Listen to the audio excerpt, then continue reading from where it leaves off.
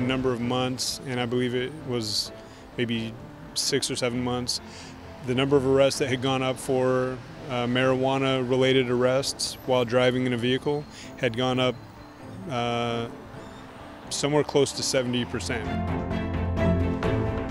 He told me that older kids had given it to him when he was in middle school, and they got it from medical marijuana dispensaries.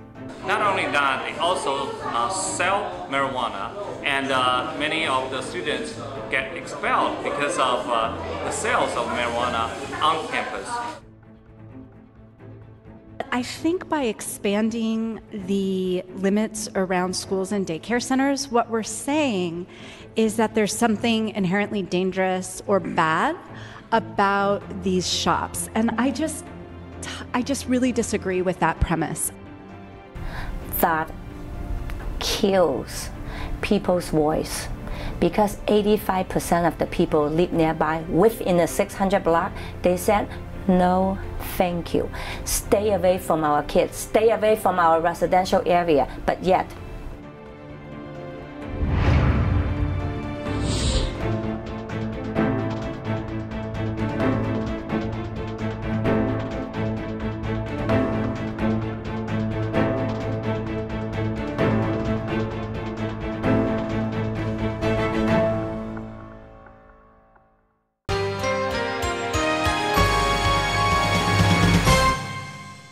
Welcome to Zooming In. I'm Simone Gao.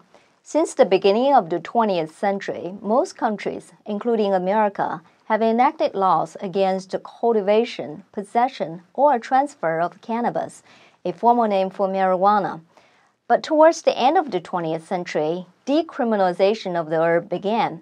However, when California pioneered the legalization of medical marijuana in 1996, few people thought it would lead to the legalization of recreational marijuana 20 years later. Now the legalization of recreational marijuana is old news, and safe injection centers are showing up that allow people to legally inject illicit drugs under supervision. So, what's next? Is the U.S. entering a trap to legalizing all drugs, and is California leading the way? Let's find out in this series of Zooming In.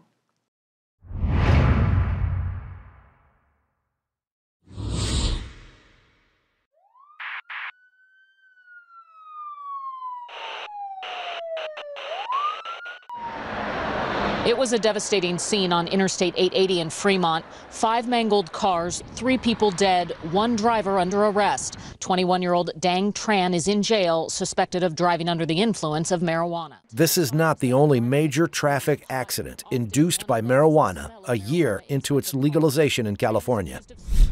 On the morning of December 2nd, 2017, a truck crashed into the San Francisco Bay Bridge toll station, killing the toll collector. The California Highway Patrol said they smelled marijuana and alcohol on the driver. On Christmas Eve, the same year, California Highway Patrol officer Andrew Camilleri died when a car rear-ended him going over 100 miles per hour on I-880. The driver later admitted being under the influence of marijuana. And I believe the number was, at least in the Bay Area, I believe this was just in the Bay Area, not statewide, but the number of arrests that were made in a number of months, and I believe it was maybe 6 or 7 months, the number of arrests that had gone up for marijuana-related arrests while driving in a vehicle had gone up somewhere close to 70%, which was substantial. It's a significant number. It's a common conception that marijuana makes a driver calm and relaxed. But what it actually does to the human body remains uncertain. According to the FDA, although chemicals in marijuana have led to 2 FDA-approved medications in pill form, the marijuana plant is not an FDA-approved medicine. Researchers haven't conducted even large-scale clinical trials to show that benefits of the marijuana plant outweigh its risks to patients. Dr. Christy Brown, a retired Mission College professor in Santa Clara, has experienced the risks firsthand. Her 26-year-old son started using the substance when he was 14. I found out that it wasn't just that he was using it once in a while, he was using it like every day. Oh. He was using it before he went to school, and I didn't know that. You know, he would appear to be, you know, like okay, but then when I would go pick him up at school, this is before he got his driver's license, I would say, well, what did you do in your class? You know, just to, you know, make conversation, and he couldn't remember. So he had been, and then I found out later, it was a couple of years later, he told me that he had been using it before he was in class, and he wasn't really paying attention in class. And then he would have to call his friends to find out what his assignment was at homework. So I'm a teacher, and I basically tried to help him with his assignments when he had problems, but I noticed he wouldn't have any focus on his assignments. He couldn't keep his attention. The symptoms Dr. Brown described can be explained scientifically.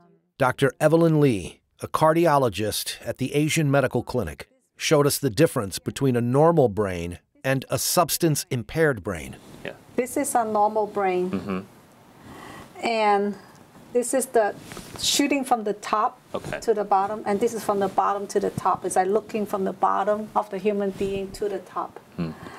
As you can see, if you drink alcohol, you start having holes in the brain. Holes in the brain means that those cells are dead. Are dead? Dead. They are no longer alive. They're dead. You know, so you see holes in the brain. Like this is normal. You see no holes here. Yeah. And you see a lot of holes here for people who use just 3 years of cocaine. You see a lot of holes here. Wow.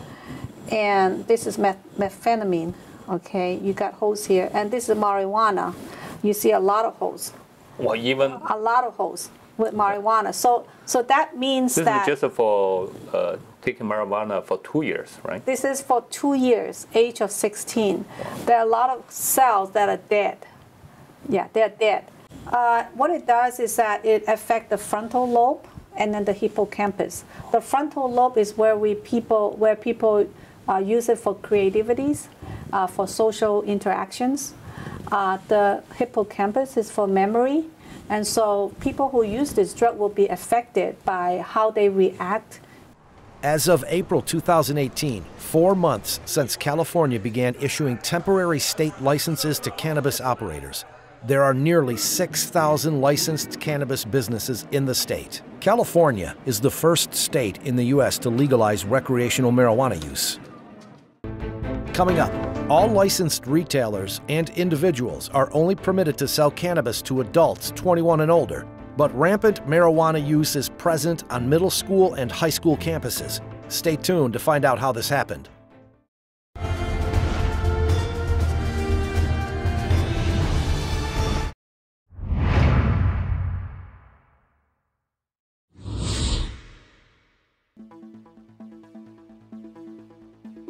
Dr. Brown has 2 sons. The older one grew up in Texas. He graduated high school with honors and got a law degree from Rice University. He now enjoys a successful career as a diplomat. She never expected that her younger son, born and raised in California, would take a drastically different path. He told me that older kids had given it to him when he was in middle school, and they got it from medical marijuana dispensaries. Medical marijuana had long been legalized in California by the time Dr. Brown's son started using it. But adults from 18 to 21 can only get medical marijuana through their primary caregiver, theoretically. They went to a doctor and they would say, I can't sleep, or I have some pain, and the doctor can't really test for that, and it's not their regular doctor. It was what they call pot doctors. Oh. So it was kind of, basically everybody knew this was kind of a scam. It is a scam that doesn't seem to bother most people. After all, marijuana is generally perceived as a non-harmful herb that makes you feel good. It's right for you. Medical marijuana is not addictive and non-habit forming. Medical relief can be administered instantaneously. Side effects can include euphoria, a sense of well-being, love, and extreme happiness. According to the Monitoring the Future study, among all grades, perceptions of harm and disapproval of marijuana use has continued to decrease over the past 20 years. Because all of the other kids were doing it, he thought he didn't have a problem. This whole culture of, you know, it's okay. Marijuana is not harmful. You know, you can do these things, and you know, it's going to be legal soon anyway. And that's another thing that he would say. It's not harmful. I can't die. I can't overdose. Those kind of things he used to give me as kind of reasons why it was okay for him to do it. According to the National Institute on Drug Abuse, marijuana use can lead to problems, which takes the form of addiction in severe cases. 30% of those who use marijuana may have some degree of marijuana use disorder. People who begin using marijuana before the age of 18 are 4 and 7 times more likely to develop a marijuana use disorder than adults. Dr. Brown's son falls into this category. He got increasingly addicted to marijuana in his high school years, when he used it multiple times a day. He progressed to running away from home to avoid treatment and getting arrested for bringing marijuana to school. By the time he was approaching 18, Dr. Brown had to face a bigger challenge. We told him, you know, when you get to be 18 in California, you can get a medical marijuana card and you can use medical marijuana. This was true before legalization. And a lot of friends of his were talking about getting these cards so they could use marijuana recreationally. When Dr. Brown's son turned 18, she realized that reality was worse than what she originally feared. I found out he was actually hanging around these marijuana dispensaries, and he started working for someone who grew marijuana. And he started making money actually by making hash oil. And it's a very dangerous thing because you have to use butane. And there's a lot of hash oil explosions where I've read about them, that they've had explosions where houses have burned down, people have been killed. And it actually became illegal in California. On November 8th, 2016, recreational marijuana was legalized in California. Marijuana dispensaries sprawled in metropolitan areas in Southern and Northern California. Schools quickly felt their presence. The Fremont United School District is one of Northern California's star districts. It is made up of 42 schools serving nearly 35,000 students in grades K through 12. It had 14 National Merit Scholars and 11 California Gold Ribbon schools in 2016. Since late 2016, the district councilor, Yang Xiao, saw a distinct change. After the adult recreational marijuana was legalized 2 years ago, the school district has been collecting data on how rampant the marijuana abuse is on our campuses. And data shows that there's at least a 12% increase on average for the last 3 years, which indicates that more and more students are using marijuana on campus. Not only that, they also sell marijuana, and many of the students get expelled because of the sales of marijuana on campus. According to Marijuana Business Daily, as of July 2018, an estimated 70% of cities and counties in California had actually prohibited cannabis companies of any type from setting up shop in their jurisdictions. But major metropolitan areas are exceptions. On November 28, 2017, at the San Francisco Board of Supervisors meeting, Katie Tung tried 3 times to impose a buffer zone for marijuana dispensaries, drug dispensaries, and daycares. They were all turned down. So the first one is the 1,000-foot buffer zone and including daycare center as defined under the California Health and Safety Code. Okay, no other questions about this particular amendment. Madam Clerk, on the item, please call the roll. Supervisor Breed. No. Breed, no. Supervisor Cohen. No. Cohen, no. Supervisor Farrell. Farrell, no. Supervisor Fewer. Fewer, no. Supervisor Kim. Aye. Kim, aye. Supervisor Peskin. No. Peskin, no. Supervisor Ronan. Ronan, no. Supervisor Safai. Aye. Safai, aye. Supervisor Sheehy. No. Sheehy, no. Supervisor Tang. Aye. Tang, aye. Supervisor Yee? Aye. Yee, aye. There are 4 ayes and 7 noes, with Supervisors Breed, Cohen, Farrell, Fewer, Peskin, Ronan, and he in the dissent. The amendment fails. Given that that previous motion failed, I just wanted to put it back to 1,000-foot radius without daycare centers, which is what we have right now. There are 5 ayes and 6 noes, with Supervisors Breed, Cohen, Farrell, Peskin, Ronan, and Sheehy in the dissent. The motion fails. Supervisor Tang? Okay, thank you. I promise this will be the last one on the buffer zone. Okay, so, all right. So my next motion then would be 600 feet buffer zone. Yee, aye. There are 5 ayes and 6 noes, with Supervisors Breed, Cohen, Farrell, Peskin, Ronan, and Sheehy in the dissent. The amendment fails. Supervisor Tong's motions were not only turned down, her colleagues passionately disagreed with them. I think by expanding the limits around schools and daycare centers, what we're saying is that there's something inherently dangerous or bad about these shops. And I just really disagree with that premise.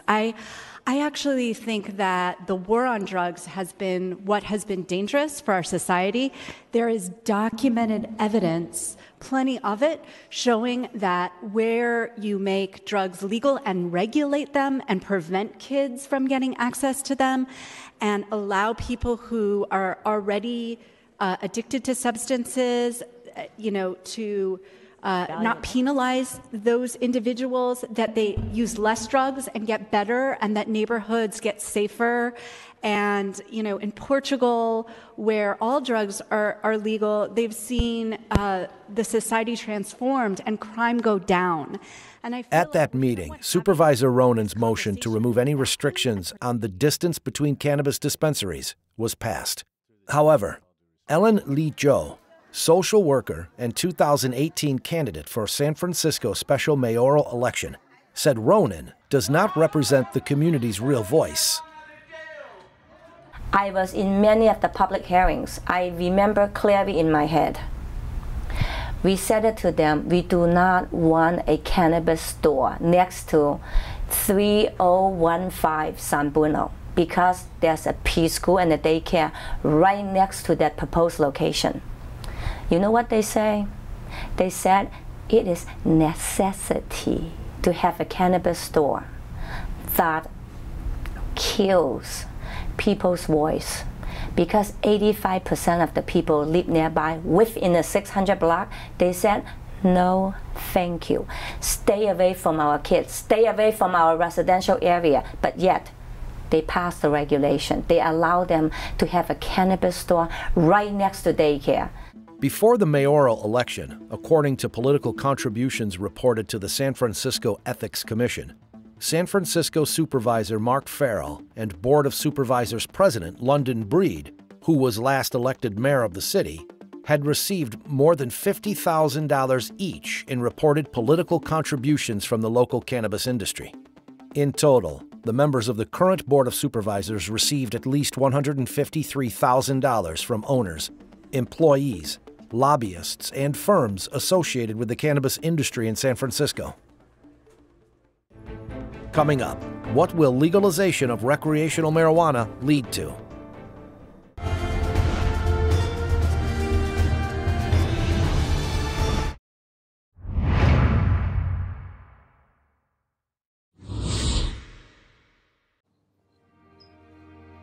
Dr. Brown's son eventually moved on to more serious drugs when he was a freshman in college. His family tried their best to help him control the addiction. He could control it for a while, but he always relapsed. At the end of each cycle, he would be in an even worse situation. So when he had to withdraw from school, that was a big shock for him, because he didn't, that was his status in life, and he was going to college, and all his other friends were still in college, and he just kind of went crazy. We found out he was also using opiate pills.